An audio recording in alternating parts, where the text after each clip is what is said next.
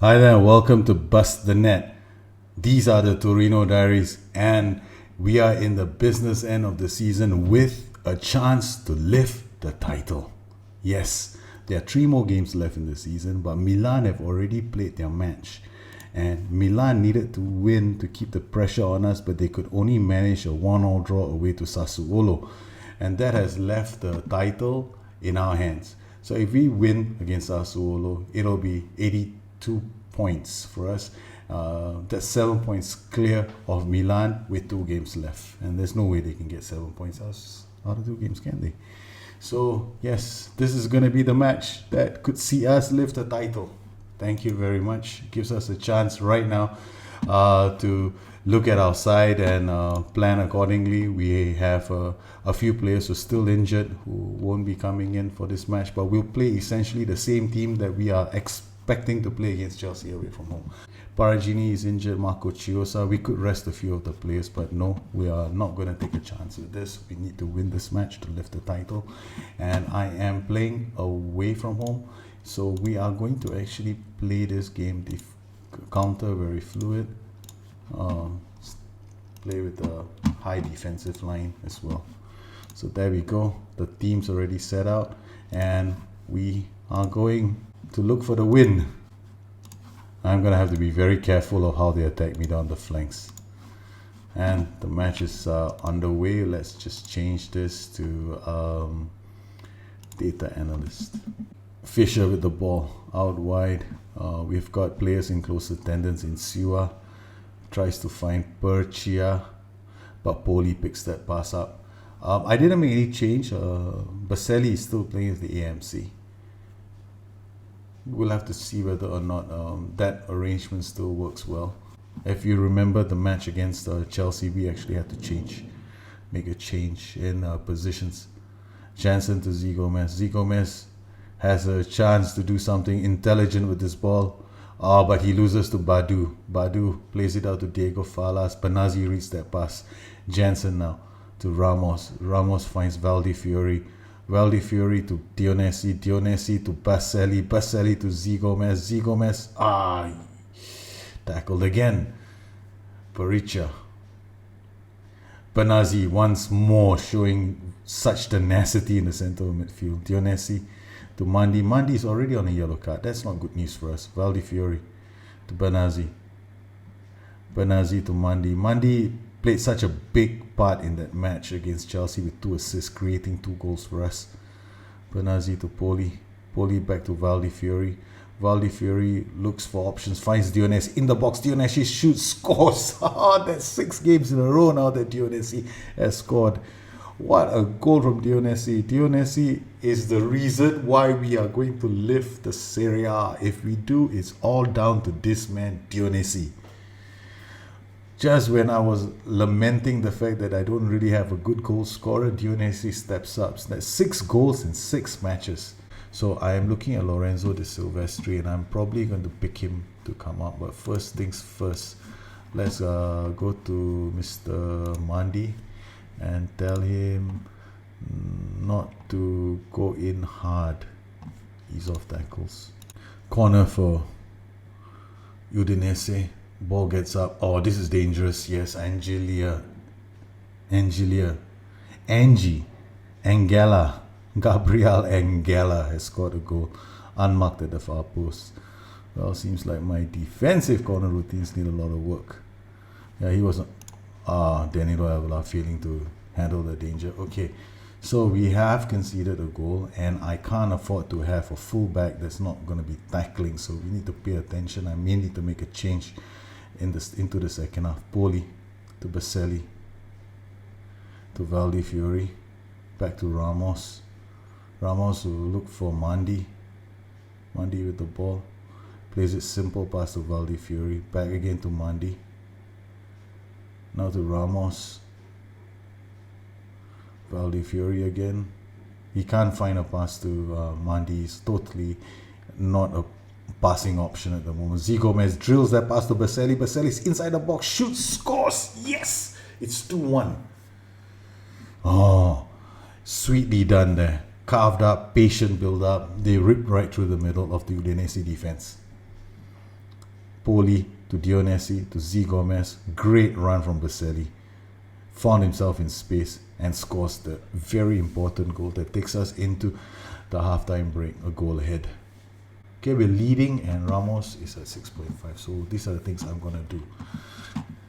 The first thing is we're going to take him off and call in Silvestri. The second thing is take Ramos off and call in Marco Chiusa. That's two substitutions straight away. Okay, assertively, things are going well, but I know you're capable of doing a lot better. Dionisi to Poli. Poli to Danilo Evela. I can't afford to make any more changes right now. So this is a risky move that I make because I normally don't make changes so early unless unless there's something really wrong with the system. Badu takes a shot, but Delhi saves that easily. Now to look at the position to see that Silvestri does not have ease-off tackles. No, he doesn't need that. So we'll have to come back and make sure that he's playing. I don't want him to ease off tackles. The reason why we have him there is so that he can tackle hard if necessary. Aisa Mandi has dives into tackles, which is the reason why he's picked up yellow card. Alright, so now that we have something going for us, I'm now going to drop my line to normal. And cancel pending changes. We're going to play counter, but we're going to go structured now. I want to open up some of the spaces for us. Play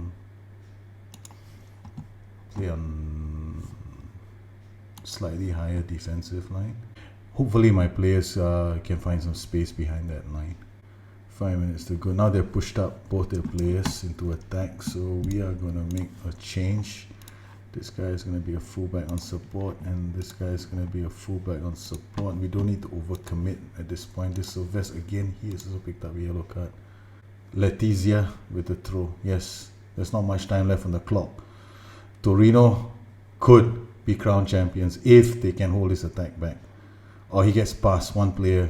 Or Benazzi reads that pass again. Baselli controls the ball really well, finds Dionisi. Dionisi plays it back to Z Gomez. They'll have to do this on their own. The boys are going to take a while to come up in support. Benazzi back to Valdi Fury. Baselli with the ball. Passes it to Dionisi. He was offside, but it's enough. Yes, could this be it? We are waiting for the whistle. We are waiting to be crowned champions. Yes! Torino are champions of the Serie A. Winning away to Udinese when AC Milan left it short at the end. I'm so proud of the boys. Congratulations, lad. That's it. Yes, Torino. 82 points, 7 points clear. There was nothing that Milan could do. They drew their game earlier in the day. It was the person who got us a title again, Dionisi. I don't believe. Dionisi didn't get us a title, but come on, Dionisi has scored in every single one of our matches leading up to this. It's been a fantastic performance by the team. And coming into the business end of the season, I'm really happy with how the team has performed. We really, if I'm looking at interceptions from my midfield players, the one player that has stood out, the whole season has been this man, Marco Benazzi, and it's no wonder that clubs want him. West Ham? Oh man, forget it. I'm never going to sell to West Ham. So it's 301 interceptions from 34 games. Not bad. And then we've got the rest who haven't really played that well this season. 173, 149. The numbers are well short of what I managed to achieve the season before, which was 200 interceptions for most of these players. But as you can see, our last few wins, we haven't been able to keep a clean sheet. And we've always had to do something in the game to change things around. Well, that's the game. Towards the end, you really need to adapt, and you really got to change. If you have to change things, you need to do things like changing your mentality. Or in the last game, this game alone, I changed mentality. Not only did I do that, but to hold the lead back, I actually went structured as well, so that I could hit them on the break if I needed to. Now Avila is suspended for the Champions League tie against Chelsea, the return match, and that's going to be coming up very soon. The last show I spoke about mentality, but about shape. How do you know what's the right shape to take? Now, this is pretty much depends on the kind of players that you have. But generally, when I look at shape, I look at this whole string as how much do I want my players involved in the game. Right. When I play highly structured, it literally puts a less of a burden on the guys on attack duties to come back and defend. That's the first thing. The second thing is during transitions, you will see that these guys are gonna pop off first in order to try and get involved in the attacking play. And then you will often see on systems that are structured and highly structured, you often see these guys are going to be on their own. The guys up front, either they're going to have to wait for support or they have to beat players on their own. So if you're going to play structured or those kind of systems, it's great for counter-attacking. Truly, if I had a system where I had space to exploit, like 4-3-3 with wide AMs, and if I want to hit somebody on the break, yeah, I'll look at structured, like, very carefully, because I can hit teams on the break. But here again, you need to see whether your attributes are going to come in handy. So in those kind of systems, I tend to favor physical attributes as well. Dribbling, technical skills that players might have to bring the ball down, control it, and beat a player, because they're gonna have to handle some of these mechanisms on their own. Whereas in a very fluid system, and if you're playing on a lower mentality set, firstly, more of your players are going to be involved in transition. So you might see them all starting their transitions a bit earlier. You'll see them getting more involved. There's also more creative freedom, right? So there is that element that you are trying a bit harder to get a goal going. The thing about very fluid as well is that it creates that impression on the pitch that it looks a bit congested. That's because of the way transitions play out. And you also have to look at certain formations, like a narrow formation, like a 4-3-1-2, and you play it very fluid. I guarantee you that a lot of people out there who are using my 4-3-1-2 are finding it hard to get these three guys to score a lot of goals. That, I won't be surprised. You're probably going to find out, you're probably going to ask yourself, I'm not getting my strikers to score. Their ratings are always the lowest. Yes, I won't be surprised if you find that to be the case. Why? Because these guys have to do a lot of work just to find space. So what are you doing to encourage that? Are you changing some of your roles? Are you going down the flanks? Are you sometimes, do you sometimes go wide? Do you sometimes increase tempo? What have you done? So these are the things that you need to do. So you need to look at your formation as well. There are some narrow formations, there are some formations that play wide. Finally, some shapes, they tend to lend themselves to some shapes, they play really well with a number of guys in midfield. Now, I like 3-man midfields because they're OP. In this game, they've always been OP since I can't remember how long ago. I like three. Can you imagine if you had three hard tackling guys in midfield? What are the chances another team is going to get possession of the ball? Furthermore, if I were to play this guy in a hole here in DM, then it wouldn't be the same thing, because this DM is not going to be involved in play until much later. But if I put all these three here, these guys are going to be, they're going to be the engine of the whole game. So I like this 3-man midfield. So you can, I've created a few tactics. One of them has been a 3-1, three at the back, one here, 3 in the middle, and then 2 guys up front, and it still works very well. And I've got one system where I've played 3 at the back, 3 in the middle, 2 wing backs, and 2 strikers up front, and that works brilliantly as well. Why? Because these 3 guys, they provide so much security in midfield that it allows your wing backs to get into play. And this is the other thing about tactics. If you want transitions to work out really well, you've got to think, how am I going to get my wing backs into attack? Here, my only, or your full backs, in my particular case, I know my weaknesses. I know that against certain formations, I have to be on the lookout for when they attack me down the flanks, and then I have to make changes. Now, with sometimes tactics, some AI managers go 4-3-3 on me, and then I change these two roles. I'm a stubborn old geezer, sometimes my late says, why don't you just change, make life a bit easier for yourself. You see those guys attacking you, why don't you just play a 4-1-2-2-1? Yeah, I could, but I'm lazy. I don't want to do that. I want to play one system so I can develop a side, that can last for eternity, that kind of thing. Once you have a system in place, then for you, when it comes to training and PPMs, then it becomes a work. You start feeling it's like a work of art. I don't know about you guys, but that's how I feel. When I start developing my site with PPMs, over the course of time, then it really lends itself into this whole immersive thing that goes on with me.